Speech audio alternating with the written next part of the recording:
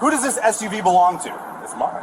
No, I'm serious. Whose vehicle is this? I just told you, it's registered to me. You think I'm dumb enough to believe someone like you owns a Porsche like this? You can run the plates. Step away from the vehicle right now. Luxury car theft is high around here, and you don't add up. The body cam turns on in the middle of a step. Not near the patrol car, but already on the sidewalk. The area is busy but peaceful.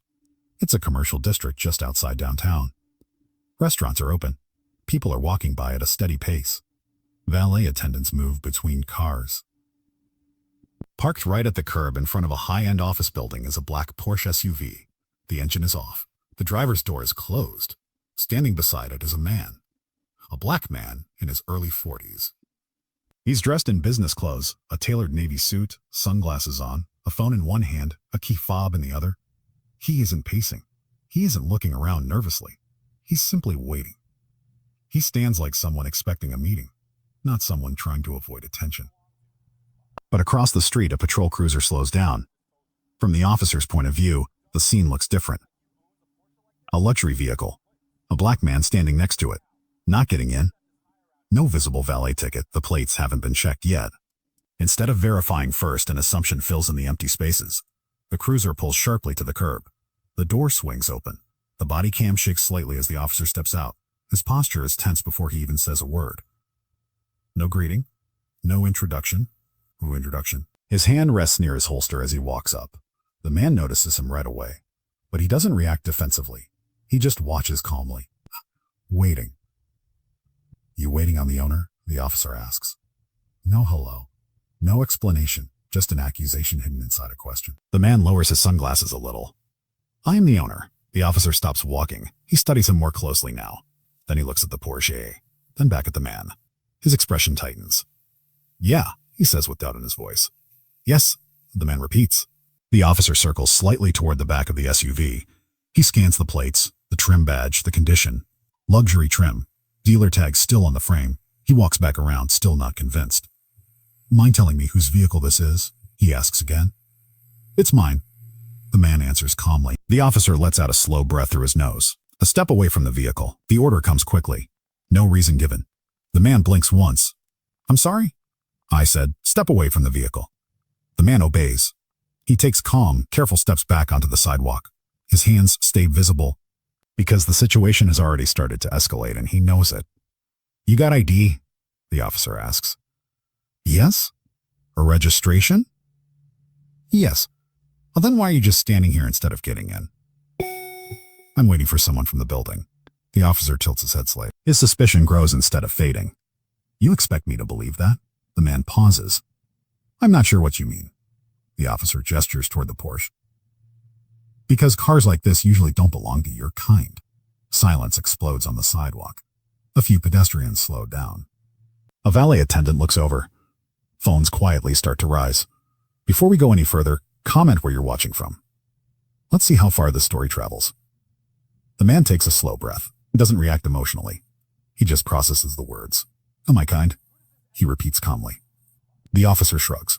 You know what I mean. No, the man replies evenly. I don't. Explain it. The officer ignores the request. Instead, he steps closer to the vehicle again, peering through the tinted windows. Keys, he says. The man lifts the key fob slightly. Right here. Hand them. The man doesn't move right away. Is there a reason? To verify the vehicle isn't stolen. There it is. Direct now. No more hinting. You think I stole my own car? The man asks calmly. I think people steal cars like this every day, the officer replies. And you decided that applies to me. You fit the scenario. A what scenario? The officer gestures again. Suit, watch, car. This scenario. The man looks at him quietly, then says, I can show you the registration. Do that, the officer replies. The man slowly reaches inside his jacket pocket. The officer's hand instantly moves closer to his weapon. I'm moving slow. Keep one hand visible. Keep one hand visible. The man carefully takes out his wallet, removes his license and registration card, and hands them over. The officer studies the documents. The name matches the plate. The plate matches the VIN. Registration is active. Insurance is current. The address is local. Everything checks out. But the suspicion doesn't leave his posture. Because bias doesn't disappear when the paperwork is correct. It just looks for another angle. You just buy this? He asks. He asks. He asks. A cash? A no. Financing. With what job? The executive administration. The officer raises an eyebrow. Doing what? In municipal operations. He doesn't explain further, but the officer keeps pushing. Funny, he mutters. A guy's doing municipal work usually drives sedans, not six-figure SUVs. The man answers calmly. People in municipal work come in different ranks. The officer scoffs. Yeah? What rank you? Yay, high one. The officer smirks. Sure. He circles the Porsche again and runs the plate through his radio. Dispatch confirms the same information already on the card. Registered owner, the man standing in front of him. Still, the officer isn't done. Now his pride is involved. You're involved. Why are you parked out here instead of the garage? He asks. Valet directed me here. The officer looks toward the valet's stand. One attendant gives a small nod confirming it, but the officer keeps pressing. The officer keeps pressing. You know how many stolen luxury cars we recover with fake paperwork, he says. I'm sure you recover many, the man replies calmly. This isn't one of them. The officer steps closer again, lowering his voice. Because honestly, you don't look like someone who owns a Porsche.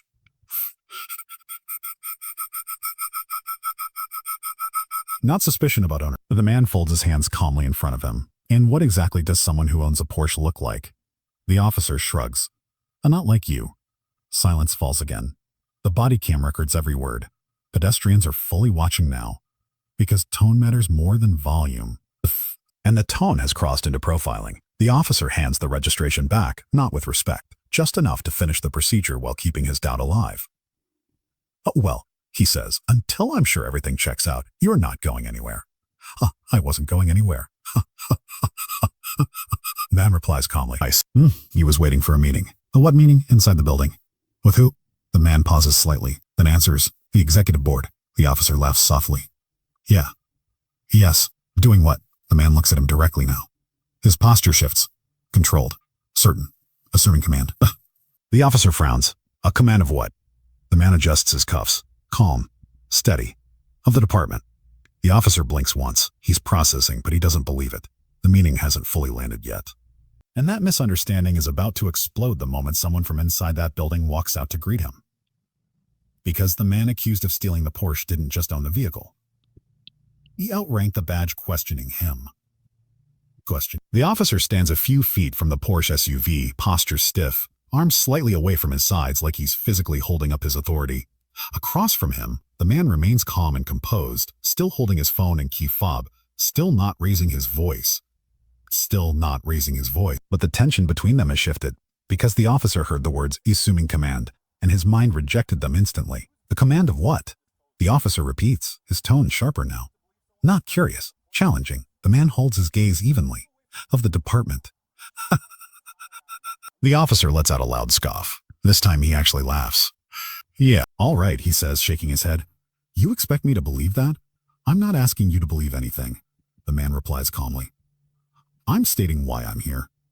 The officer steps even closer, invading his personal space. A people like you don't just walk into municipal buildings talking about taking command. There it is again. Not doubt about a job title, doubt about who is allowed to hold it. Who is allowed to hold it? The man exhales slowly. Run my name. Oh, I will, the officer replies. Because right now nothing about this adds up. He gestures toward the Porsche. His six-figure SUV, then toward the building. Executive meeting, then toward the man. And you standing here like you run the place? I do, the man answers. The officer smirks. Sure you do. Backup sirens chirp lightly behind them. Another patrol cruiser pulls up on you. Slow, not urgent. But the atmosphere changes instantly. More officers means more witnesses, and more witnesses means the situation will either calm down or get worse. Two officers step out.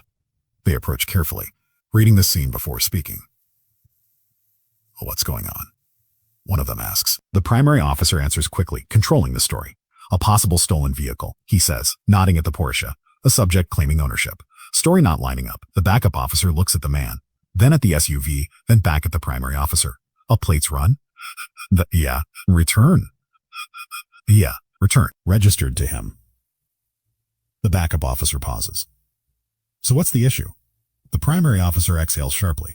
Everything else. He gestures again. He claims he's here to take command of the department. The backup officer studies the man more closely now. The suit is perfectly tailored. Shoes polished. Watch expensive but professional, not flashy. He carries himself like an executive, not someone nervous or hiding something. "Sir," the backup officer says calmly, "what's your name?" The man answers without hesitation. "A Commissioner Desmond Hale." The name hangs in the air for half a second. So the primary officer doesn't react yet, but the backup officer's posture shifts slightly. The name sounds familiar. "A commissioner," the primary officer repeats full of doubt. "Yes, you mean like Chief's office commissioner?" "Yes." The primary officer laughs again. Louder. Officer laughs again. Louder. "Oh, stop." He turns to his partner. "You hear this?" But the backup officer isn't laughing. He's looking at the man more carefully now. "You got credentials on you?" he asks. "Yes. Yes." The man slowly reaches inside his jacket again. Every movement is clear and visible. He pulls out a leather credential wallet and hands it over calmly. The backup officer opens it and reads. His eyes pause longer than expected. Then he looks up at the man. Then back down again. What he's reading isn't a contractor badge. It's Executive Municipal Authority. City seal. Department insignia. Formal appointment signature. The primary officer notices the pause. "What?" he asks.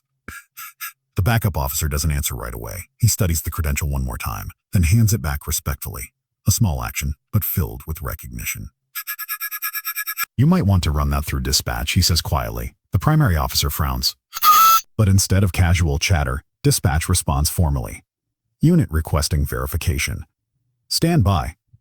The pause is longer than a normal plate check. High-level municipal credentials go through command databases, not regular patrol records. While they wait, the primary officer crosses his arms again, still defensive, still not adjusting. He leans toward his partner and mutters, "A watch? It'll come back administrative assistant or something." The backup officer says nothing. Now he's watching the primary officer more than the man. Dispatch crackles again, clearer this time. A confirming identity, Commissioner D. Desmond Hale, recently appointed Chief of Police. Effective command transfer scheduled today. Silence crashes onto the sidewalk. Heavy, immediate. The primary officer blinks once. He didn't process it. He keys the mic again. Repeat. Dispatch responds, slower and deliberate. "New subject on scene is confirmed. Incoming Chief of Police. Command assumption meeting scheduled at municipal headquarters." The radio goes quiet, but the silence that follows is louder than anything said. The backup officers straighten automatically. It's subtle, but instinctive. Rank doesn't need explanation. It needs confirmation. And confirmation just came. The primary officer slowly lowers his radio. He looks back at the man. Different now. Replaying everything he said minutes earlier. Every accusation, every assumption, every word recorded on body cam. "You're the new chief?" he asks. Commissioner Hale nods calmly. "Yes." No arrogance, no raised voice. Just confirmation. Pedestrians begin whispering louder. Valet attendants stare openly. Phones are fully raised now. The story flipped in seconds. The primary officer clears his throat, trying to recover. "Well, you have to understand how this looked." Hale tilts his head slightly. "How did it look?" The officer gestures toward the Porsche again. "A luxury vehicle. High auto theft patterns. Suspicious loitering." Hale nods once. And what made it suspicious? The officer hesitates.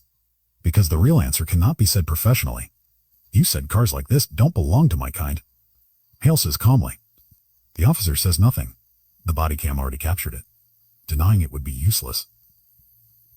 The backup officers remain silent. This is no longer about a stolen car. It's about conduct. Hale continues, steady and measured. "You said I didn't look like someone who owns a Porsche." Silence. "You detained me beside my own vehicle." Silence again. "You dismissed my credentials before verifying them." The officer exhales slowly. Every word is correct, documented, time-stamped. Dispatch speaks again. "A command staff notified of arrival. Escort requested." That changes everything once more. Department leadership now knows their incoming chief is outside, and they know patrol officers are standing with him. The building doors open behind them. 2 command staff officers step out, formal uniforms, command insignia clearly visible. They scan the sidewalk, then see Hale. Immediately they walk toward him with urgency. When they reach him, they salute. Not casually, formally, publicly. The Chief Hale once says, "Apologies for the delay. The board is ready for you." The salute lands heavier than the dispatch confirmation. Because now the hierarchy isn't just heard over the radio, it's seen. The primary officer takes half a step back. His posture shrinks slightly. Authority has just flipped in front of witnesses.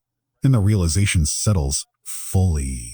Ha! The man he accused of stealing a Porsche now outranks his entire chain of command. The two command staff officers remain standing in front of Commissioner Hale. Now Chief Desmond Hale stands facing them. The two command staff officers still hold their salute, posture straight, respect clear and unmistakable. The difference between their discipline and the patrol officer's earlier stance is sharp, obvious, recorded. At ease, Hale says calmly. They lower their hands immediately. One of them steps slightly forward. We've been expecting you upstairs, Chief. The transition briefing is ready. Hale nods once, but he doesn't move yet. Because what happened on the sidewalk isn't finished. Not administratively. Not ethically. He slowly turns back toward the patrol officer. Not aggressive, not emotional, controlled. The officer avoids direct eye contact at first. His radio is still in his hand, but it's silent now. The situation has completely reversed. You approached me under the assumption I stole my own vehicle, Hale says calmly. The officer swallows slightly. He doesn't respond. Denying it would only contradict the body cam footage. You detained me beside property registered in my name. Silence. You ignored valid registration. Silence again. You dismiss credentials before verification. The officer exhales quietly. Every statement is procedurally correct. Every word is recorded. Pedestrians are whispering openly now. Phones are still raised. Valet staff continues watching. The story didn't flip in private. It flipped in public. Hale continues. You said cars like this don't belong to my kind. The phrase sounds heavier spoken back than it did the first time. Bias feels different when repeated in the direction of accountability. The officer finally speaks. I was following suspicion indicators. Hale nods once. And what indicator identified theft? The officer hesitates. Vehicle class theft patterns. Which matched what behavior? Pause. Loitering. I was waiting for a meeting. Hale replies calm. They are now witnessing a procedural review happening in real time. Hale steps slightly closer. Not confrontational, just direct. Suspicion without articulation becomes profiling. The sentence lands like training language. Command language. Not emotional. Instructional. The officer shifts his weight. This isn't just embarrassment anymore. It's exposure. One of the command staff officers speaks quietly. A body cam is active, sir. Hale nods. I'm aware. Every word he says now is deliberate. You didn't investigate a stolen vehicle. Hale continues. You investigated whether I looked like someone who could own it. Silence covers the sidewalk, because that is the real issue. Not paperwork, not procedure, perception. The patrol officer lowers his gaze slightly. Any rebuttal would require evidence. And there isn't any. Dispatch crackles again. A chief escort ready at main entrance. The command staff officer gestures politely toward the building. But Hale still doesn't move. Not yet. He looks at the patrol officer one more time.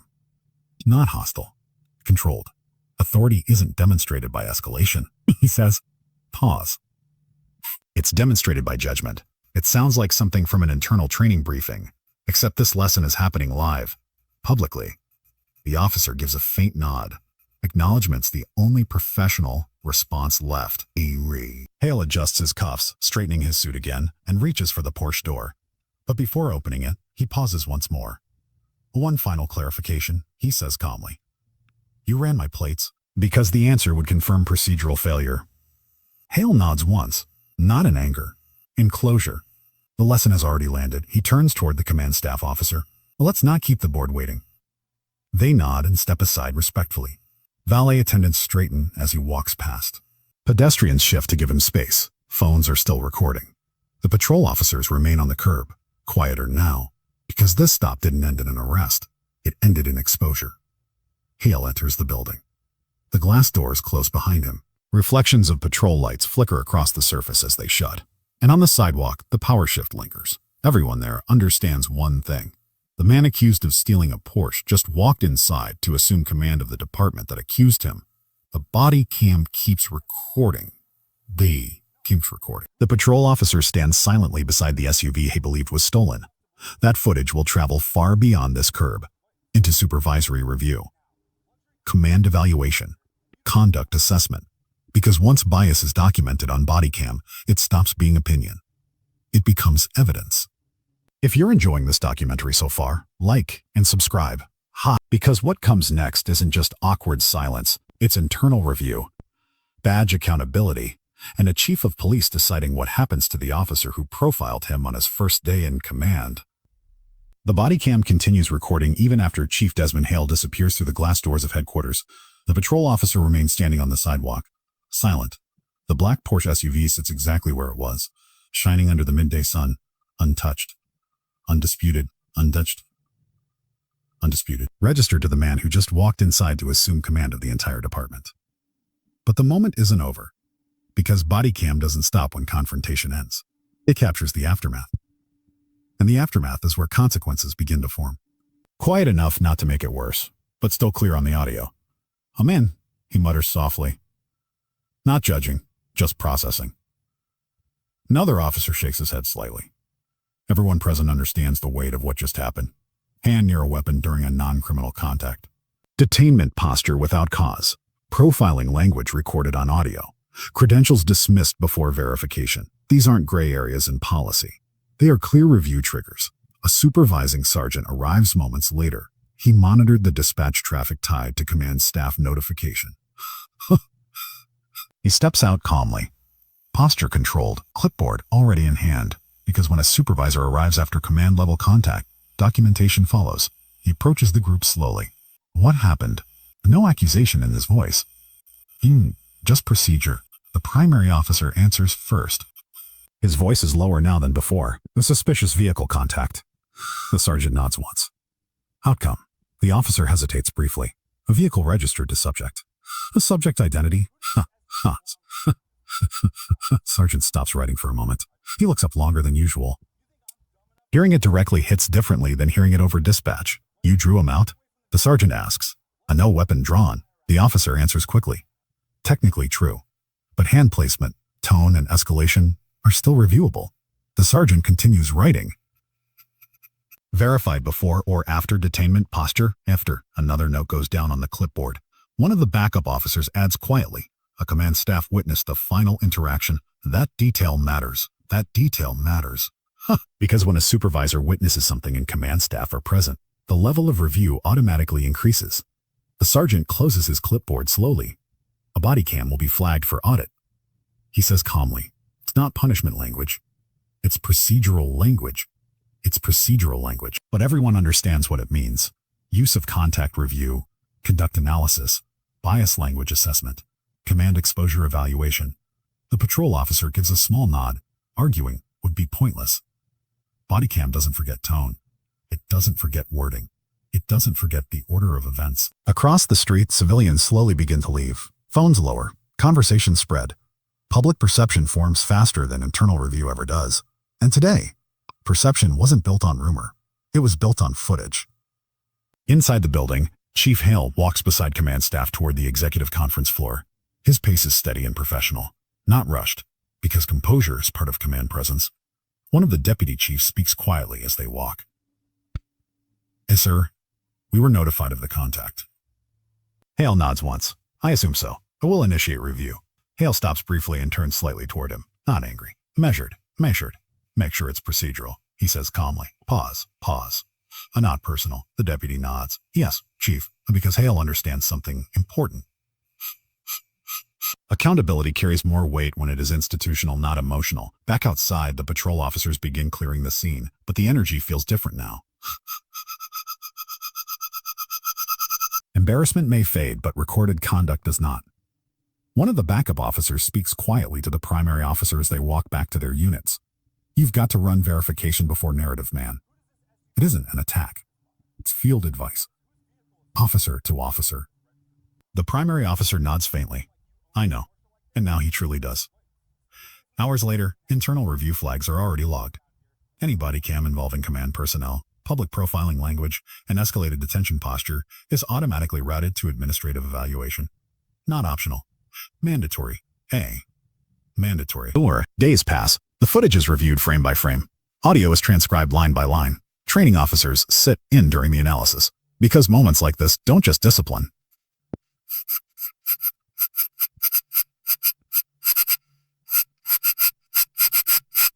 Policy violations noted. Failure to clearly articulate reasonable suspicion. Escalation without behavioral indicators.